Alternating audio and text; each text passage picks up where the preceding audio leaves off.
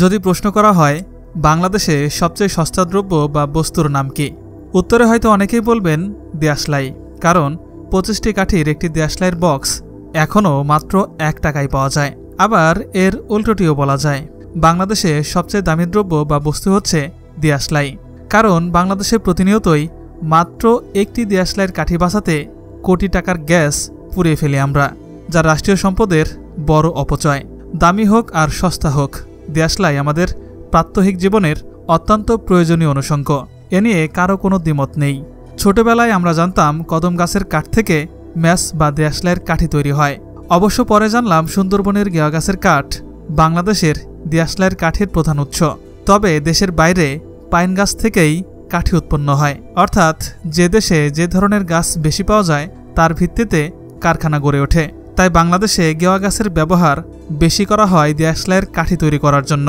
ফ্যাক্টরিতে দেশলাই তৈরি করার জন্য প্রথমে পাইন গাছগুলো কেটে ফ্যাক্টরিতে নিয়ে আসা হয়।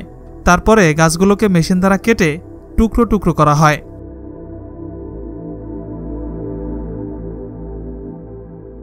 এরপরে ধারালো অস্ত্র দিয়ে সম্পূর্ণ হাতের দ্বারা কিছু দক্ষ কর্মী গাছের টুকরোগুলো থেকে ছাল ছাড়িয়ে নেয়।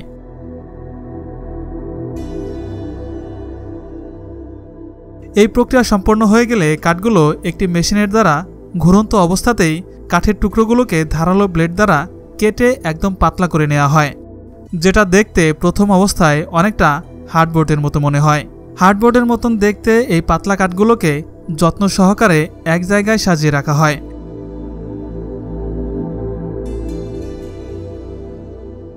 এবং এরপরে পাতলা কাঠগুলোকে একটি মেশিনের দ্বারা কেটে দেশলাইয়ের কাঠির মাপ দেওয়া হয়।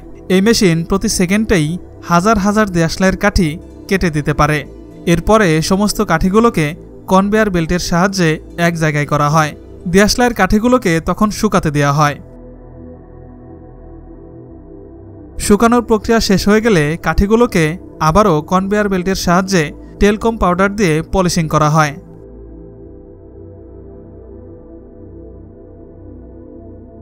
যাতে ম্যাচ ব্যবহারের সময় কাঠির সুচালো অংশ হাতের ভেতরে ঢুকে না যায়। এরপরে কাঠিগুলোকে একটি অটোমেটিক মেশিন সাজিয়ে দেয়। কাঠিগুলো সাজানো হয়ে গেলে কাঠিগুলোকে তরল মোমের মধ্যে ডুবানো হয়।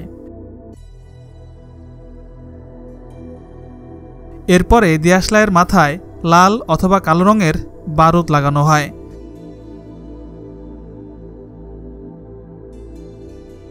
যেটা কয়েকটি রাসায়নিক উপাদানের সংমিশ্রণে তৈরি করা হয়। কিন্তু দেশলাইয়ের কাঠির বক্সের বাইরের অংশে ঘষলে কিভাবে আগুন জ্বলে? দেশলাইয়ের কাঠির বারুদ আগুন জ্বলার জন্য যথেষ্ট অবদান রাখলেও আসল কারসাজিটা থাকে বক্সের সাথে। বক্সের দুই পাশে কালো অংশটিতে মূলত থাকে ফসফরাস, আর থাকে অস্বচ্ছ অমসৃণ কাচের মিশ্রণ। এর উপর কাঠি দিয়ে ঘষা দিলে তাপ উৎপন্ন হয়। তখন ফসফরাস তাপ ও বাতাসের সংস্পর্শে এসে নিজে নিজে বিস্ফোরিত হয়, ফলে স্ফুলিঙ্গ হয় এবং আগুন জ্বলে ওঠে। এবার ফ্যাক্টরিতে ফিরে আসা যাক। কাঠির মাথায় রাসায়নিক উপাদান লাগানোর পরে দেশলাই কাঠিগুলোকে বাতাসে শুকানো হয়। কাঠিগুলোকে শুকানোর পরে কাঠিগুলোর কোয়ালিটি চেক করা হয় এবং খারাপ মানের কাঠিগুলো মেশিনটি স্বয়ংক্রিয়ভাবে বাদ দিয়ে দেয়। এরপরে কাঠিগুলো স্টিলের বক্সের মধ্যে সমানভাবে সাজিয়ে রাখা হয়, যাতে ম্যাচ বক্সে ভরতে সহজ হয়। কাঠি তৈরির প্রসেস শেষ হওয়ার পরে ম্যাচ বক্সের দুপাশ ছাপা হয়ে থাকে। তারপরে ম্যাচের বাইরের কালো অংশ ছাপা হয়, যাতে ঘর্ষণ করে আমরা আগুন ধরাই। প্রিন্টের কাজ শেষ হয়ে গেলে ছাপা কাগজগুলো সেলফের ভেতরে রেখে শুকানো হয়। শুকানো হয়ে গেলে ছাপা কাগজগুলোকে মেশিন দিয়ে প্রাথমিকভাবে কাটা হয়।